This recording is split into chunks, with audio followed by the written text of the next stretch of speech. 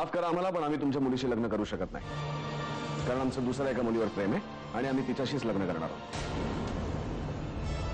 पेपरात बातमी देऊन आमची बदनामी का केलीत? ही बातमी साईमांनीच छापून आणली. या प्रकाराने तुम्हाला किती मनस्ताप झाला असेल याची आम्हाला कल्पना आहे, आणि म्हणूनच साईमांच्या वतीने आम्ही पुन्हा एकदा तुमची माफी मागतो.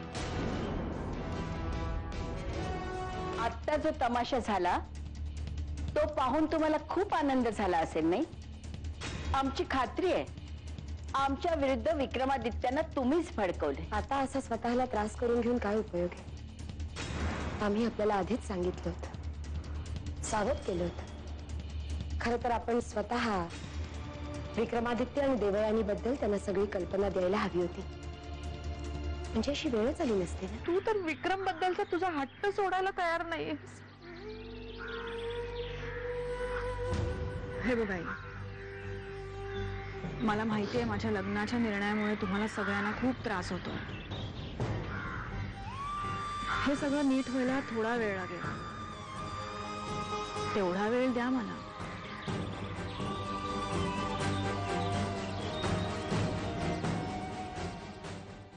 तुझी फॅमिली आधीच तुझ्यापासून लांब गेली, माझी फॅमिली सुद्धा माझ्यापासून लांब जावी असं वाटतंय का तुला?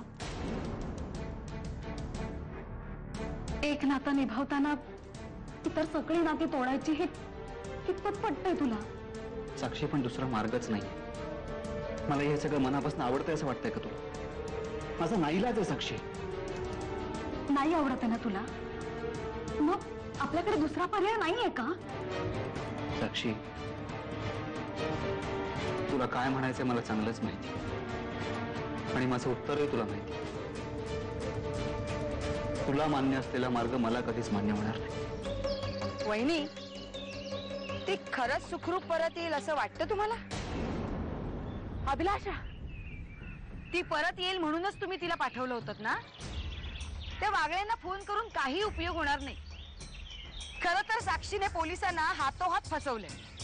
त्यांना वाटतंय की राजला पकडून देण्यासाठी ती त्यांना मदत करते. खरं तर ती त्या राजला भेटायला गेली. स्वकर्तृत्वावर स्वतःची ओळख निर्माण करणं तुम्हाला वाटतं तितकं सोपं नाहीये आदित्यराजे, पण या निमित्ताने जर देवयानी आमची होणार असेल तर ते तितकं अवघड नाही. हे का आता माघार नाही.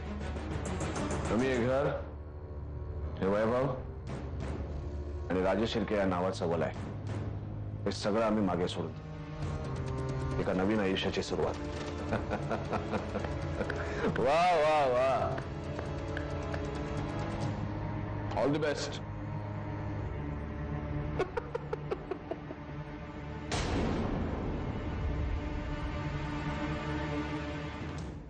तुमचं घर सोडून जाण्याचा निर्णय योग्य की अयोग्य हे नाही कळत आम्हाला. कदाचित तुमच्या प्रेमाला मिळवण्यासाठी ते गरजेचंही असेल, पण भाऊजी, तुम्ही हे घर सोडून गेल्यानंतर त्या घरातलं एकटेपणा खूप वाढणार आहे. माणसा माणसातलं अंतर वाढणार, आणि या सगळ्या परिस्थितीत आमचं सगळ्यांचं तुमच्या वाचून काय होणार हे कळत नाही. वहिनी, इतरांचं आम्हाला माहित नाही, पण या एकटेपणात तुम्ही मात्र स्वतःला नक्की शोधू शकाल. आदित्यराजे, रणवीरराजे येईपर्यंत तरी थांबा ना. ते तुमचे मोठे भाऊ आहेत, ते नक्की यातून काहीतरी मार्ग काढतील. थांबा ना आदित्यराजे, आदित्यराजे.